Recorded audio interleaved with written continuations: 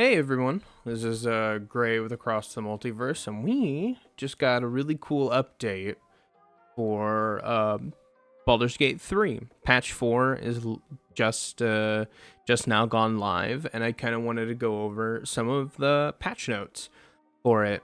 I've been really enjoying Baldur's Gate. I've beat it already with one character, and I'm playing through with a couple others right now. A very heavily modded playthrough.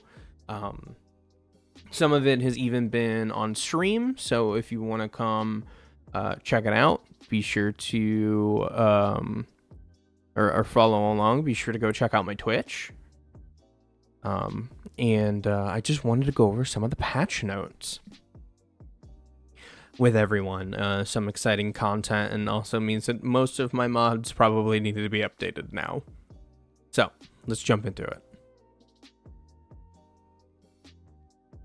All right, patch 4 is out live. Cool. Oh, hello everyone. Patch 4 is out live now for Baldur's Gate 3. Today's update clocks in over at 1,000 fixes. Whoo! Tweaks and changes. That's a lot. Once again, flying past Steam's character limit. Yeah. This patch introduced a setting for colorblind mode. Oh, or colorblind mode for people. That's awesome. And allows for visual customization of hirelings upon recruitment. No more extreme makeover favorite edition. That's funny. I actually haven't played too much with any of the hirelings. But that is cool and good to know.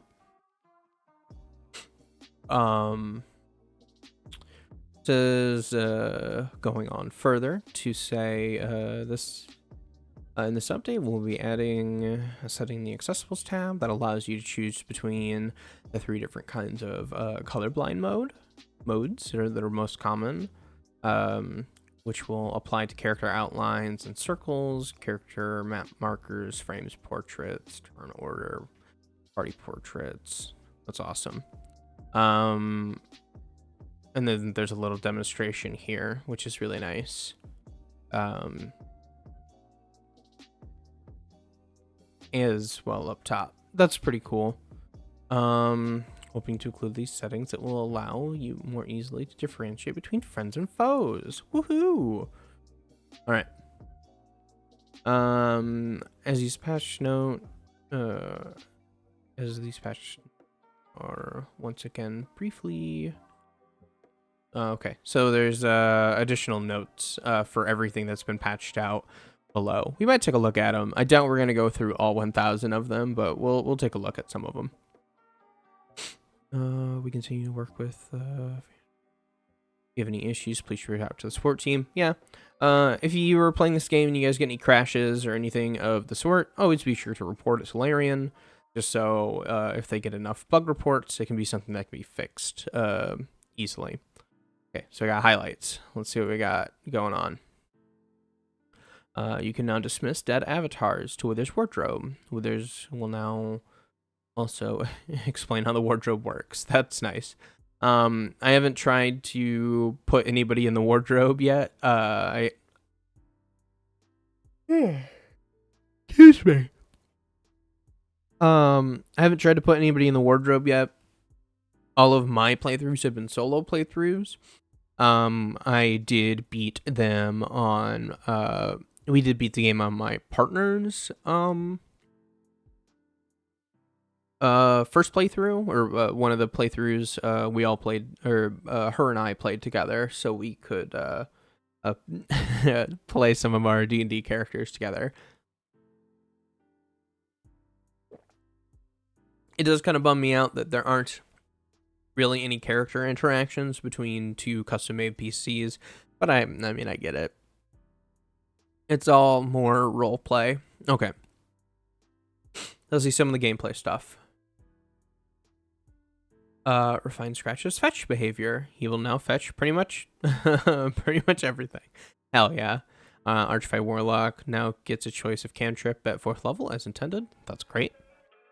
Update the mechanics of Speak with Dead so you can cast it again if you didn't ask any questions the first time. I don't think I ran into that bug, but that's a good one. At 6th level, Knowledge Domain Clerics will now correctly gain Channel Divinity Read Thoughts. Nature Domain Clerics will now correctly gain Dampen Elements, and Trickery Domain Clerics will now correctly gain Channel Divinity Cloak of Shadows. Fantastic, that's awesome. When you purchase a statue of Phony in the Circus, you can now choose to make it look like you in full equipment in the camp. Oh, that's awesome. Or naked. Hey yo. Scratch's ball will now be harder to lose. If you lost his ball, go see him at camp and he might get it back. Oh, warranty avoided for the chasm related incidents. Good to know. Let's see. Add a controller option so that if you want, you can have the end turn button require a hold instead of a press. That's really nice. I don't play with controller, but I would imagine accidentally tapping that button probably sucks if you're the last one in turn order and you didn't mean to end your turn. Fixed the enemy of justice condition, sometimes applying when it shouldn't. Okay. That's always great. Fixing an issue where assaulting someone while invisible would cause the guards to spot you in the dial. Yeah, I know that it's probably really weird to code for invisibility in a game, but being able to do crimes while now invisible is awesome. How someone no longer spontaneously decide it'll be fun to turn into a bear before he talks to you in Act 1. That's great. Adds more auto saves in the okay, more autos. Okay. Worms Crossing, lower city locations, including the Steel Watch Foundries, and awesome.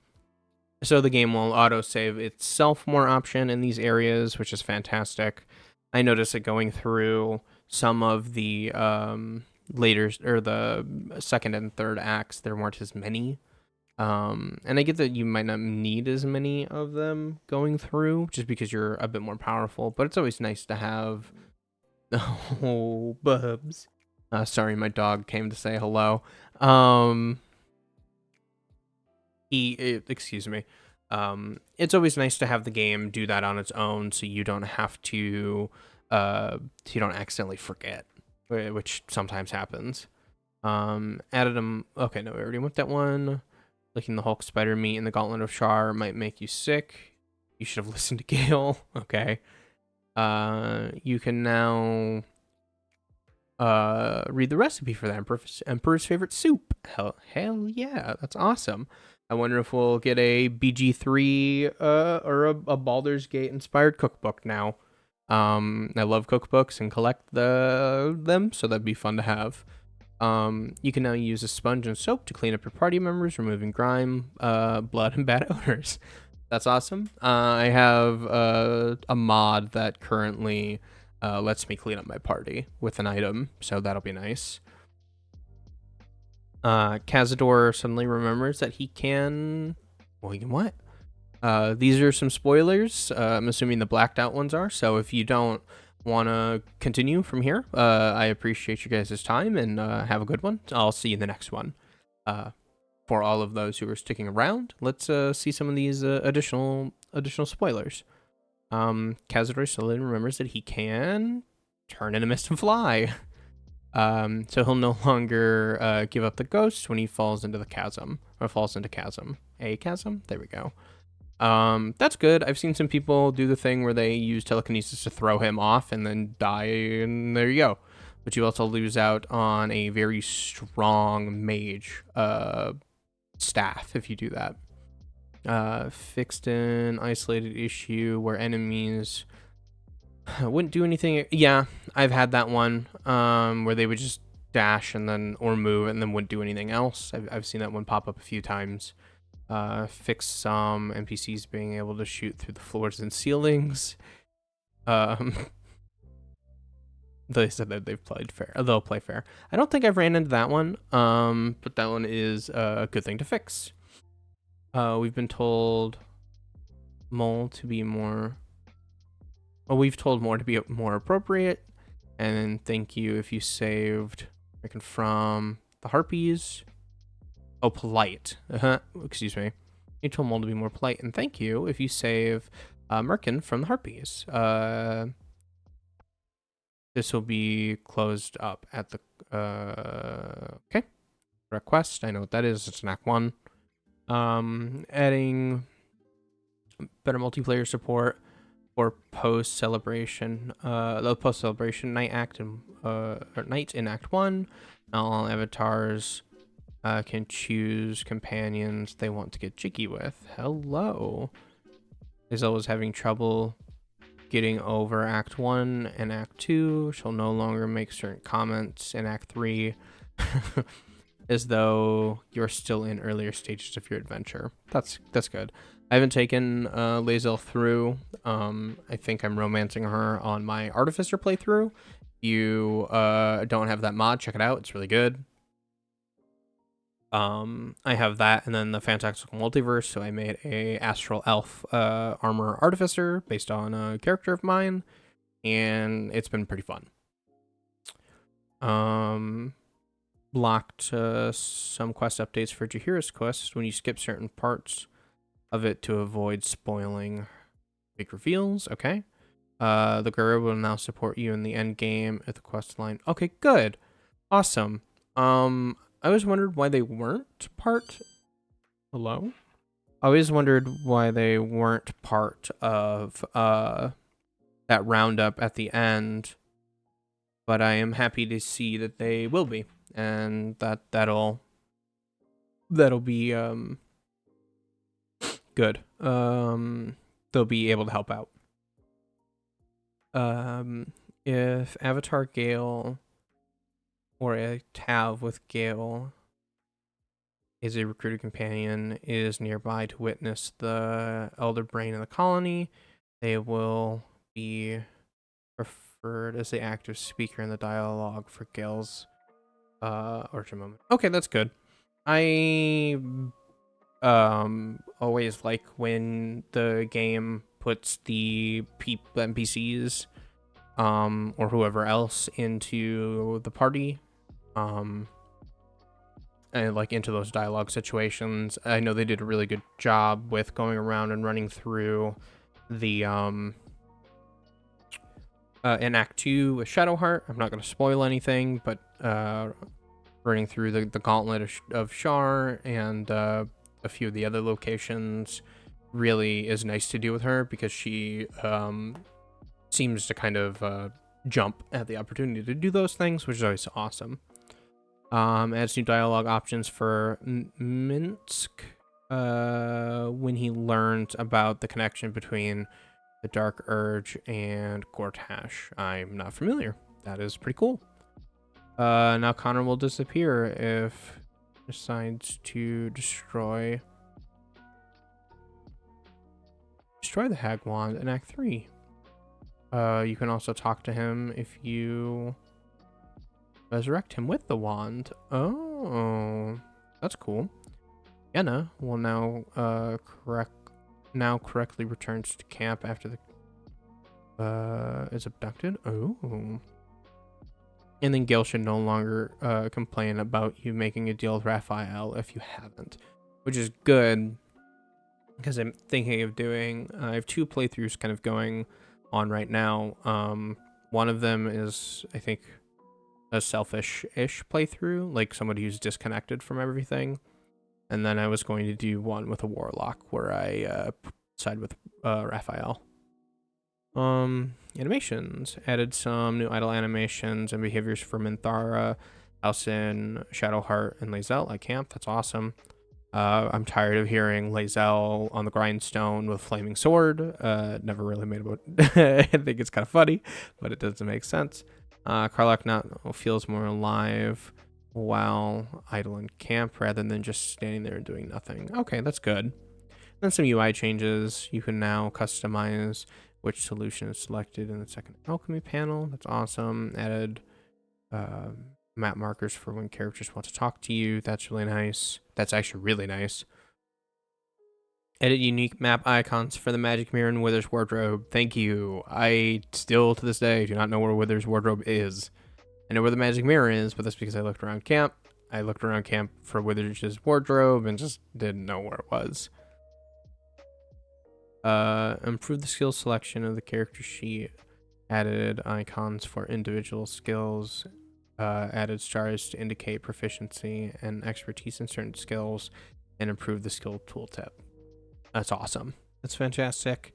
And then to round off our video, combat rounds are now displayed under separate headings in the combat log, so it's easier to distinguish when things happen. That's really nice too. I haven't had too much of an issue, but more clarification is never a bad option. I will give that a good old uptick. So with that, these are the pretty much the overarching patch notes of BG3, the newest update, update 4. Like I had said before, I am Gray with Across the Multiverse. If you guys don't want to stick around to look through the other patch notes, that's completely fine. I hope that this was informative, and maybe we can even get some, probably not some cool builds, but some or new cool builds. All builds are cool. Come on now. But maybe we can get some gameplay going here, and in the future, which I think would be pretty fun. For all those who are gonna bow out, see you. I hope to catch you in the next one. For all those who want to sit through some of the more in-depth patch notes with me, let's check some of them out. I had just watched a video of somebody mentioning that, so let's see. We tab. Oh, we not. Wait, where is it?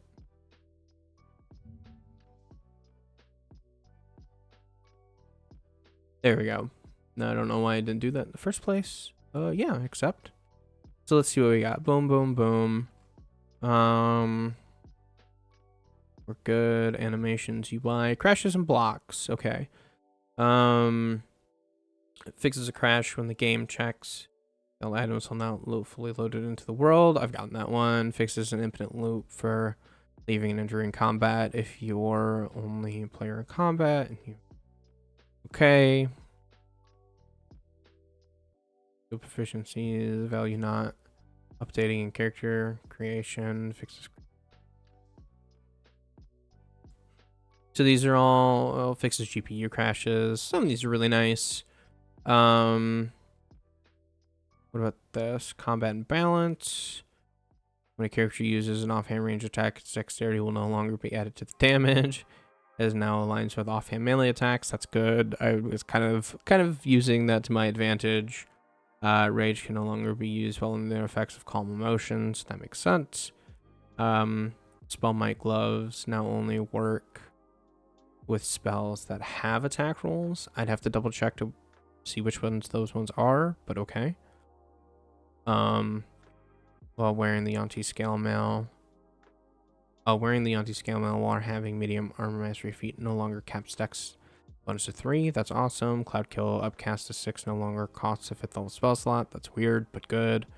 Updated the mud methods multi-attack to only deal bludgeoning damage. It's multi-attack and now only be okay. Updated the mud methods and the earth elementals. Improved flame blade AI.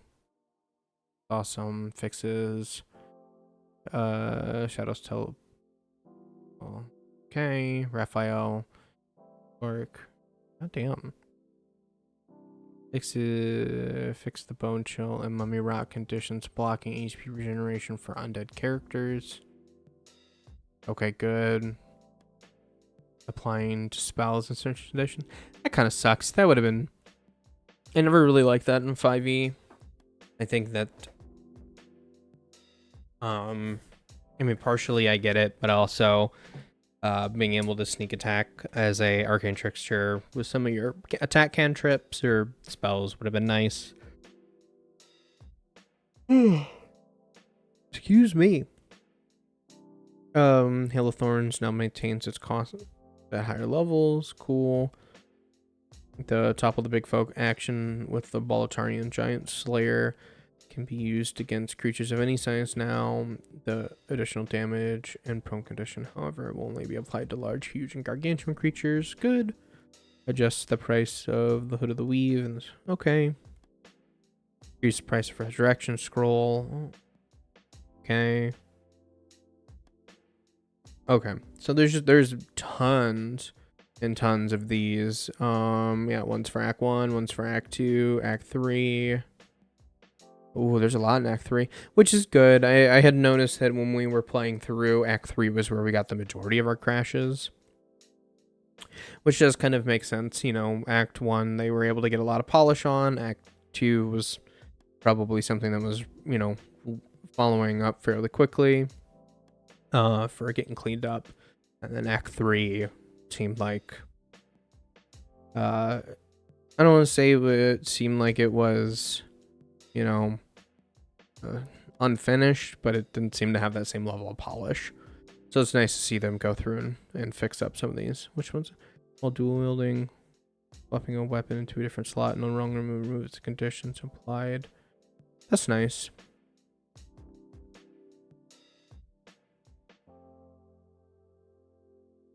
That's really nice too. Yeah. Okay.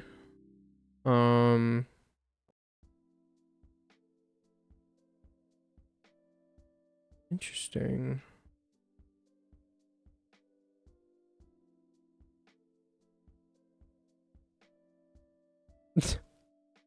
Okay. There's a lot of these.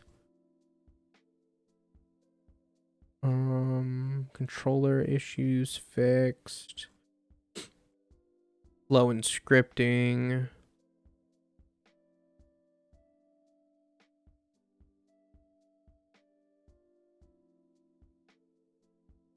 That's good. The one for Isel.